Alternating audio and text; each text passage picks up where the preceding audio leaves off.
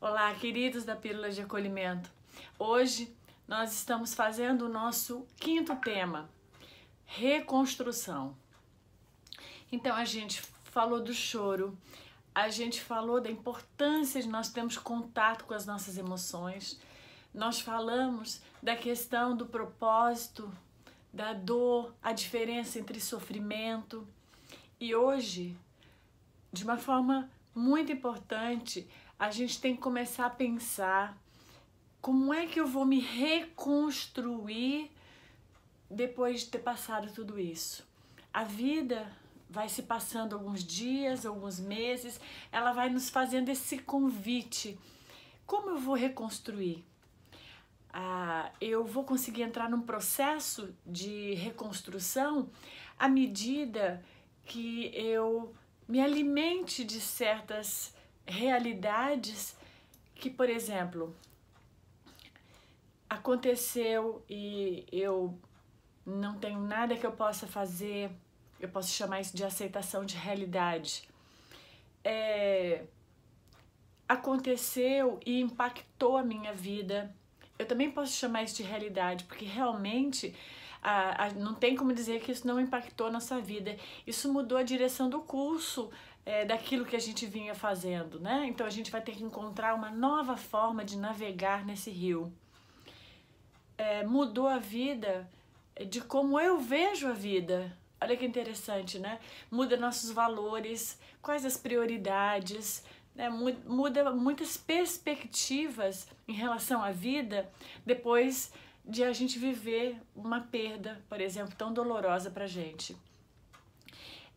Mudou, de repente, a forma como eu enxergava. Por exemplo, agora eu visualizo a vida espiritual, eu passei a estudar isso, uma possibilidade, então pode ter mudado também a minha realidade mental sobre certas coisas da vida. Então percebe que mudou, por exemplo, porque agora eu vou ter que me adaptar a essa. Por exemplo, se eu fiquei viúva, eu vou ter que me adaptar. Como é que eu vou viver?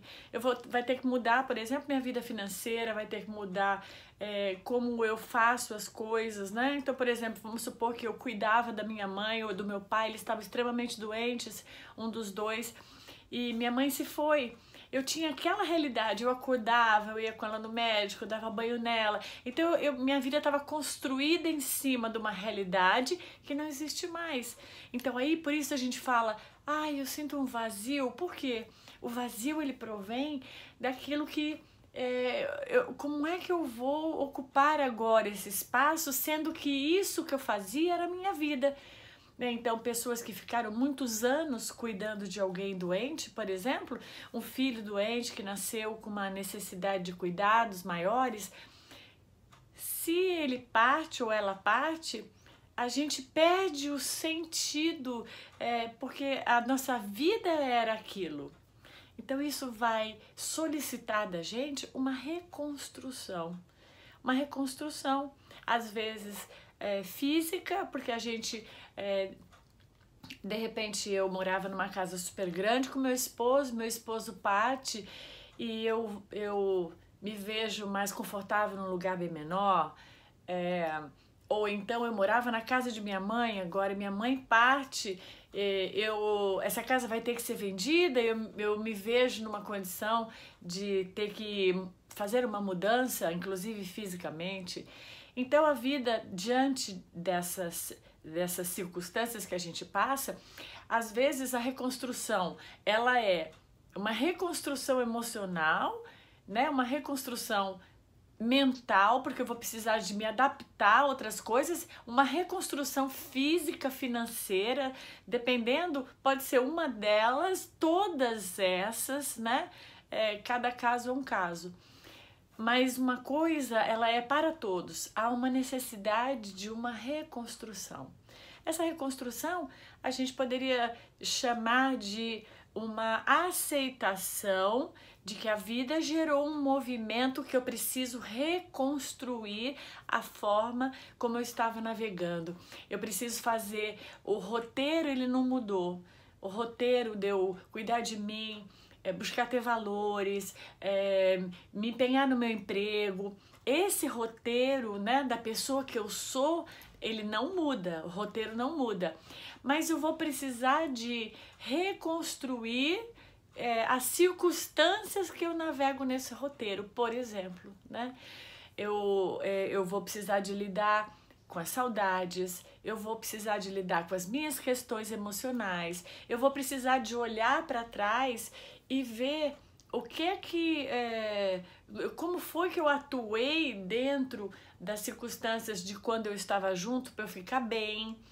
Eu vou precisar de entender talvez um pouco sobre a espiritualidade, porque agora eu tenho um ente em outra dimensão que eu preciso entender sobre isso, né?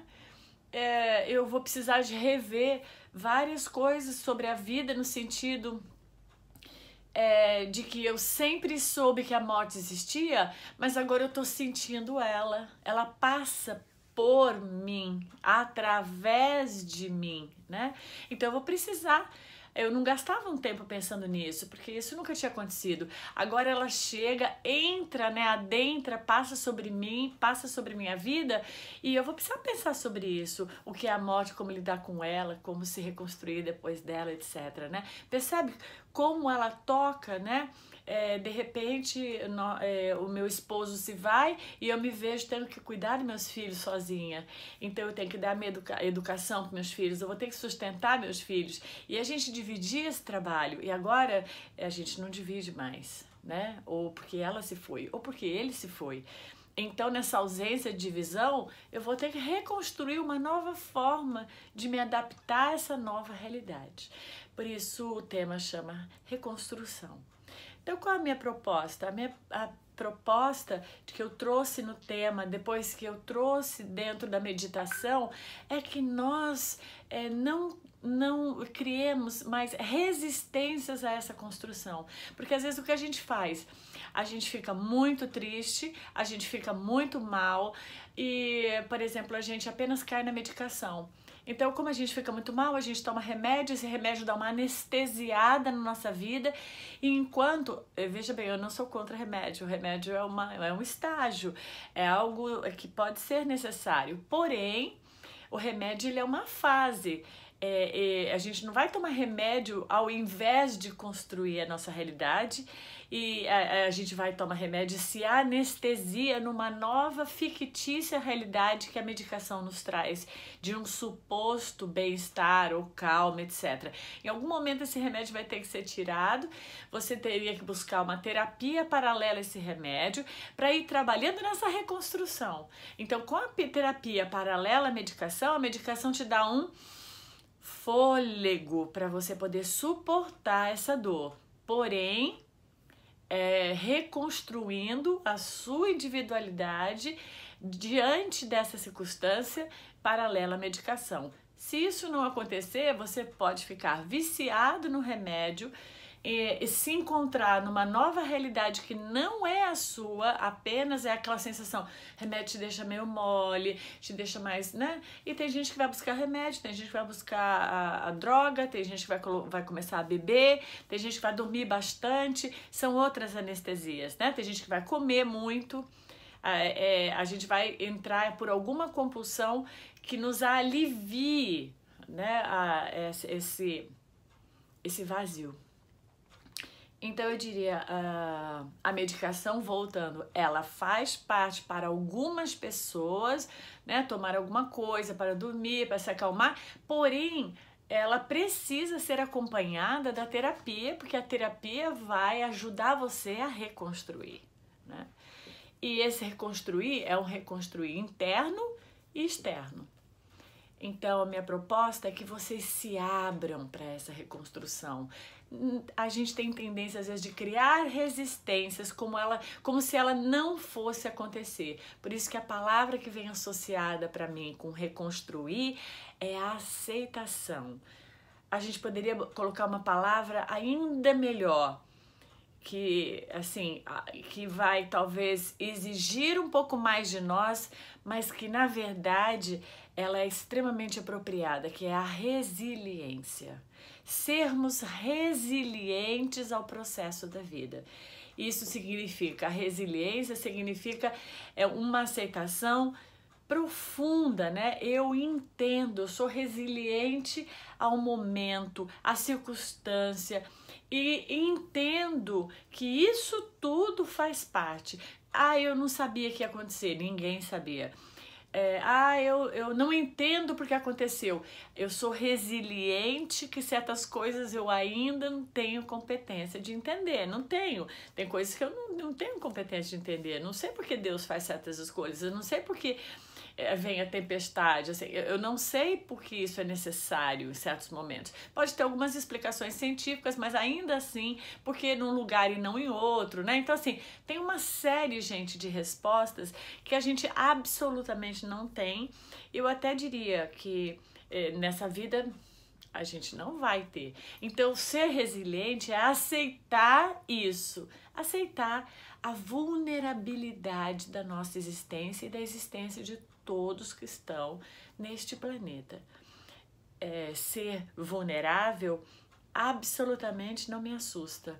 Apenas eu preciso entender e aceitar essa vulnerabilidade para quando a vida me convida a certos desafios, eu entender que naquele desafio eu posso ser uma pessoa ativa, que naquele outro desafio eu sou impotente, porque, por exemplo, diante de uma morte, a gente é impotente porque nós não temos poder de decisão sobre a morte, a gente pode acionar uma série de recursos médicos, né, tratamentos, cuidados, porém a gente sabe que vai até um período, depois há uma força maior da vida que absolutamente não nos pertence e eu preciso entender isso. Entender isso é ser resiliente. E ser resiliente é um passo para que eu possa reconstruir esse meu momento, esse convite que a vida está fazendo.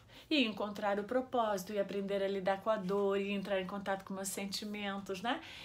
Que é o que a gente já chegou até agora. Sim, são 12 temas, ainda virão outros, né? Mas é onde nós já navegamos até agora juntos, né?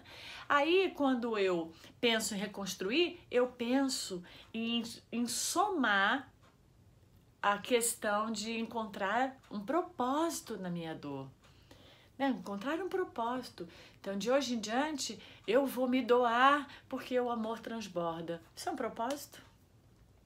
De hoje em diante, eu tenho muita vontade de cuidar de crianças com leucemia, porque meu filho morreu com leucemia. Então, eu quero trabalhar com crianças. Eu tenho vontade de abrir uma ONG. Eu tenho vontade de ajudar. Ou então, porque meu filho foi atropelado e como existe uma ONG no Rio Grande do Sul, o filho dela foi atropelado e ela fez uma ONG para educar os jovens a dirigir, mostrar a importância de não dirigir bêbado. Então ela criou uma ONG para educar as pessoas para dirigirem melhor em função do filho dela ter morrido atropelado. Então percebe? Ela reconstruiu a vida dela, lidou com a dor, encontrando o propósito naquela dor.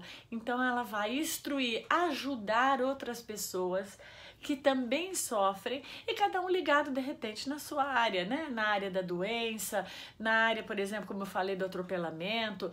Como a mãe de Cazuza, quando Cazuza morreu, a mãe abriu uma fundação para ajudar, né? Começou com poucos leitos no Rio de Janeiro, acredito que com 3 leitos para 3 pessoas, e isso foi se ampliando para ajudar pessoas aidéticas, porque o filho havia morrido de AIDS. Então ela pegou esse propósito e aplicou para que outras pessoas pudessem ter recursos, ser uma coisa com mais cuidados, que pudessem não morrer como o filho dela, como hoje acontece, né? Hoje as pessoas com o coquetel, elas podem ser soro positivo, mas elas conseguem ter uma vida normal sob supervisão médica, né?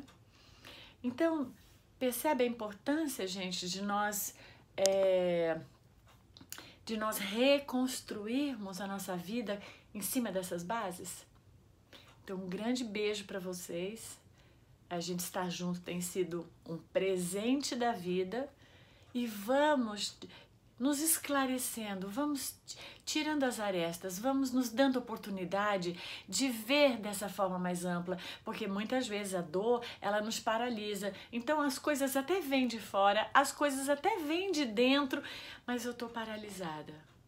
E então esse é o cuidado com a medicação, porque isso me paralisa. Esse é o cuidado com fugas, né, de comer, dormir, se drogar, beber, porque isso também me paralisa. Então, na verdade, enfrentarmos a vida com essa ideia de reconstrução é nós nos darmos sempre a oportunidade de agir de uma outra forma, ingressando o conhecimento que aquele desafio trouxe. Então, todas as vezes que a gente passa por um desafio na vida, por exemplo, a gente passa por uma doença, a gente tem que rever como eu como eu durmo, como eu, qual a qualidade de sono, que tipo de estresse eu tenho. É isso que o médico vai trazer para você. Reconstrua você, porque senão você vai desencarnar. Se você continuar se tratando assim mal, você vai ter um ataque cardíaco, você vai ter alguma coisa. Então o médico vem e ensina para você técnicas para você reconstruir, você vai ter que rearrumar a sua vida.